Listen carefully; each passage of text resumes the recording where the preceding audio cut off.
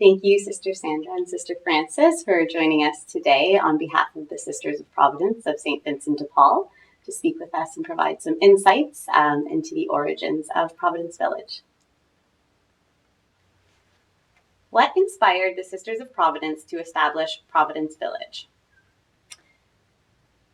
In 2011, the Sisters of Providence took a long, loving look at our reality. We knew that what our demographics were saying, which was that our numbers were declining and our ages were going up, and that there had been no one entering for the past 25 years. And so we knew that we just could not carry on the way we were. So we looked at ourselves, and our primary objective was to be sure that our mission could carry on in the future. And so we looked at our properties and we looked at that mission going forward. Those were the two things. And out of that, we decided we needed some kind of a plan. And so we developed a plan through what? We hired a planning consultant, Dale Kenny, in 2014, who assisted us in developing a long-range plan that continues today to guide us. So it was right on the mark for where we needed to be thinking and making decisions for today. So I'm going to give you the 5 points of that long-range plan because they still mean a great deal to us. The Sisters of Providence will provide ongoing holistic care for the members of our congregation. We will ensure our mission will continue into the future. We will ensure there's ongoing governance, leadership, and administration for the remaining sisters. And we will ensure our financial security. And the fifth was a real desire to mitigate the impact of our changing life on our staff and the other two congregations of sisters whom we care for here at Providence Mother House. So those are the 5 pillars of our long-range plan. How did the sisters envision Providence Village contributing to the community when the idea was conceived? Well, Sister Frances just finished reading the long-range plan of the Sisters of Providence, and we now look and can see how Providence Village has indeed carried out at least 3 of those 5 long-range plan goals. The first one was to provide ongoing holistic care for the members of the congregation. Well, in fact, Providence Village will continue to look after the healthcare needs and all needs of the sisters with who are living within the Mother House and beyond. The second one was to ensure that our mission will continue. For me, this is the primary goal of Providence Village. Because of the work and the vision, the mission that it has, it is in fact carrying on the mission of the Sisters of Providence. And that was one of our primary goals, one of the long-range plan goals. And the third part of the long-range goals that I believe Providence Village is carrying out too is mitigating the changes that have occurred over the last several years, many years now, I guess, since 2017, has mitigated the changes that affect the staff and the other 2 congregations that live with us, as well as ourselves, the Sisters of Providence. So for me, the Providence Village has indeed helped us to accomplish at least 3 of the long-range goals that we had in mind back in 2015, I think it was, 14. 1415, something like that.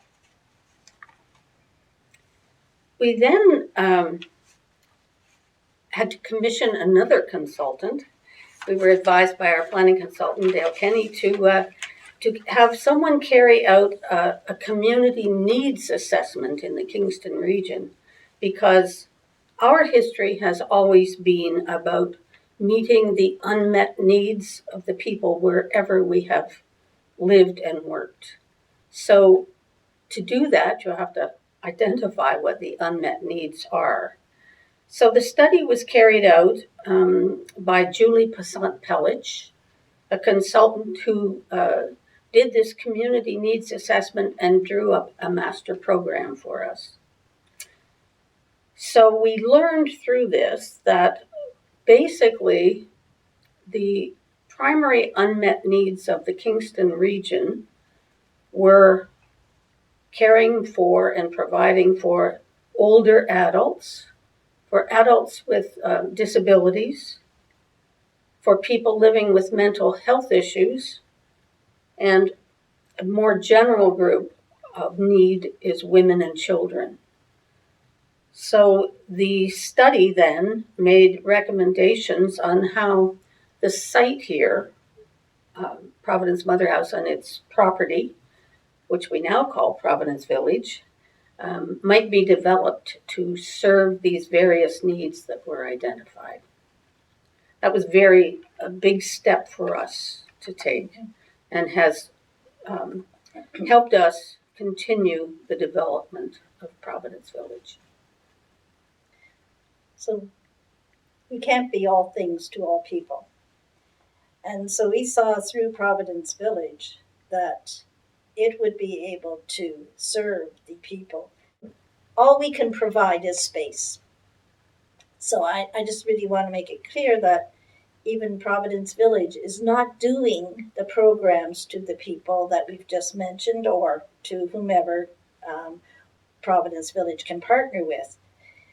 It's more that Providence Village provides a space, either within the Mother House or on the grounds, for other organizations to develop their programs and to be able to provide whatever it is that they bring for the vulnerable of the city.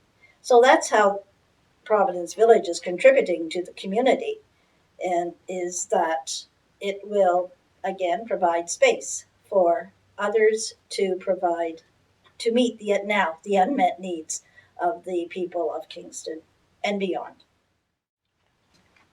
Can you share any specific moments or experiences that shaped the vision for Providence Village? For me, there was one very important moment, and that was when our consultant, Dale Kenny, presented to the Sisters of Providence General Chapter the kind of blueprint, the long-range plan that we mentioned, and a bit of a blueprint of what Providence Village could be. And when our sisters heard that, this is a chapter is a meeting of all the sisters. So there they all were. And I thought there'd have to be a lot of explanation. And they just all said yes right away. Yes, we want to do this. Yes, this is how our mission will go forward. So yes. And actually, it was a unanimous yes. It was just, such a heartfelt moment. And in fact, they continue to say yes every day, because every day right now, we are experiencing the construction on the property. So there's disruption and there's noise. And so every day they need to say, yes, this is what we believe in, because we realize that this is how our mission is going to be carried forward. This is how the people of Kingston and surrounding areas will be served in the future. So I was just, that moment of yes was so important to me. So in 2017, we were able to gather this inaugural board of directors. It was fledgling because while they all had board experience, it was nothing similar in the sense that we were creating this as we went along. But that board, the original people on that board, by and large, are still there, about to finish their terms. And they've continued to grow, in our experience, into a real governing board. That was their purpose. In the beginning, I think probably it was much more hands-on or trying to grasp and steer the details of things, but much more a governing board at this point. And they are definitely recruiting new members now from the community at large with, diverse backgrounds. So I think we're very proud and pleased with what has been accomplished since 2017 to this point as far as the board of directors goes. I think another pivotal moment in the development of Providence Village was the celebration we had in 2019 when the Sisters of Providence turned the mother house and the property, which is about 30 acres, over to the Catholic Health Sponsors of Ontario. They are really the sponsors of Providence Village, who then leased the land to Providence Village, and then Providence Village runs the village. So at that moment of the sisters having given up, the symbol of the sisters giving up the land and the buildings was very powerful. Mm. We had a lot of people at the celebration, but it wasn't a sad celebration. You could say, well, weren't the sisters a little bit sad? I mean, they don't own the property anymore. They don't own the building, which they have owned since the early 1930s, 1932. Aren't they sad about that? Well, no, we weren't sad about that, because now we see a future for the property. We see a future for the mother house. And we know it's a good future. It's to serve the people, and that's what have always been about. Another specific moment for me was when Providence Village Board went through the exercise of searching a search committee to find a president and CEO who would take on the operationalizing of the vision and the mission under the direction of the board. And that was an exciting process because we had candidates from basically all over the world that the board was interviewing. But the process of going through what they call, I guess, headhunting was very exciting. And the quality of candidates that were interviewed was amazing. And it was a long process, and the board finally settled on hiring one of the candidates who has been the president and CEO since she was hired, Lori French. And Lori is working very diligently under the direction of the board to help bring about this vision and mission, and grasps it very well. So we're just delighted with how Providence has provided everything we've needed to bring this about. In what ways does Providence Village reflect the core values and mission of the Sisters of Providence of St. Vincent de Paul? One of the first core value of the Sister of Providence is trust in Providence. And I think every board member and every staff member too have heard that phrase, trust in Providence, since the day they became associated with the Sisters of Providence. And over time, they actually live out of that. So there is I think Providence Village has had to trust in Providence over many, many things since its beginning, because it was such a brand new thought, a brand new concept. In fact, I think it's the only one in Ontario. So the board, had to trust that what they were developing was going to be what was needed. So the trust in Providence was very important. A second core value would be service with compassion. And that truly is what Providence Village is also about.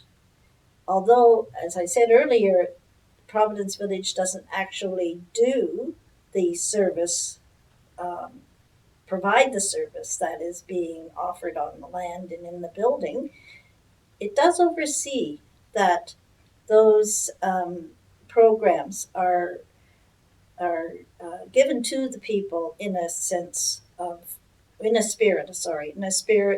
of compassion, in a spirit of humility, simplicity, and charity. That that's part of the board's mandate. So yes, again, the board does follow the core values of the sisters in that respect. Commitment to justice, peace, and integrity of creation is another core value that the sisters have, but it is also a deep core value of Providence Village right from the beginning. One of the goals was to preserve as much green space as possible. And so to that end, the village is being developed in a way of preserving as much green space as possible.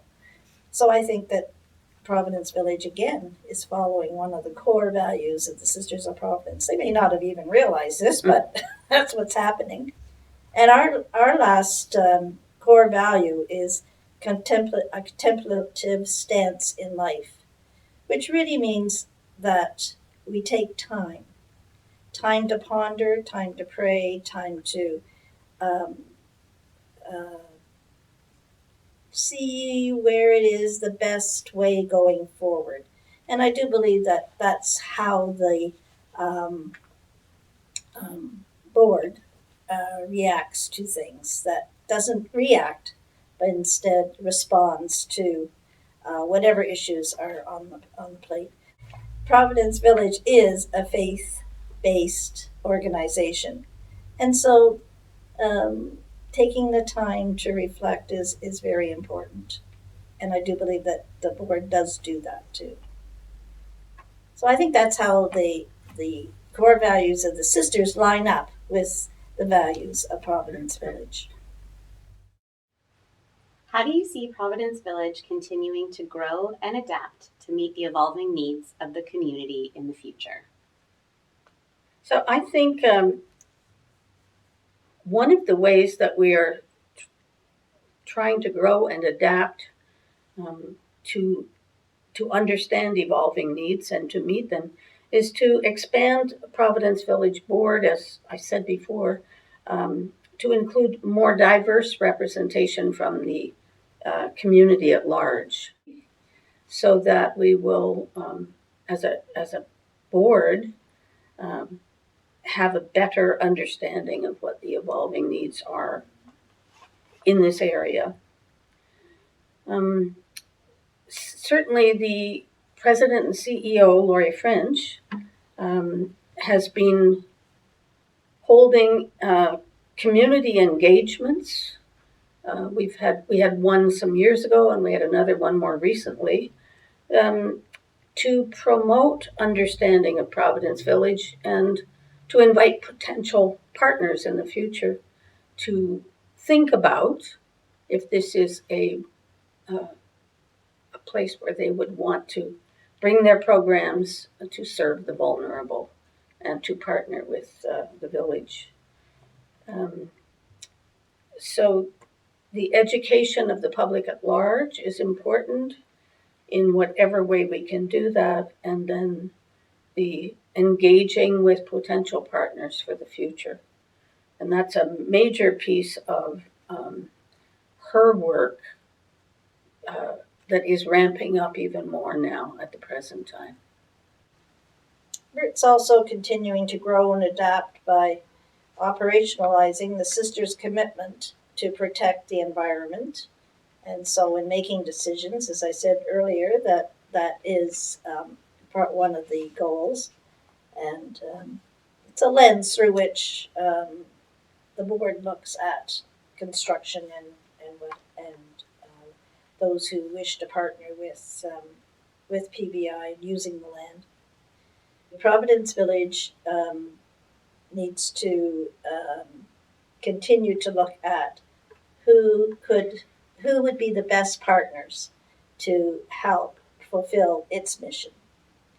And so they have to look at the reality of today and not be stuck back in what we had decided a long time ago. And I do believe, too, that Providence Village is a place of inclusion, a place of equity and diversity. And that's a goal that Providence Village wants to develop even further into the future. Are there any final thoughts you'd like to share with us? As I think about the journey we've been on as a small congregation of women who are coming to completion, who had a mission and wanted to continue with a legacy in the future that would serve the needs of the vulnerable, that there's a real sense of, it's not a good word for me to say, but pride. Good pride. Good pride, yes. Good pride in the fact that now, after we've been on this journey so long, we see it coming to fruition. And in that sense, I am really proud that we have been able to leave this legacy behind to serve the vulnerable when we are no longer here. Our charism could be sort of summed up in trusting in Providence, we walk in hope. So I think the trusting in Providence piece we have done. We do put our trust in Providence will be the legacy that Frances just spoke about going into the future. And I do believe that we walk in hope. We have great hope for that Providence Village will be that vehicle for the people of Kingston to be able to come to and receive services with compassion and dignity and respect. And so, yeah, so going forward, that I have that sense of pride and sense of hope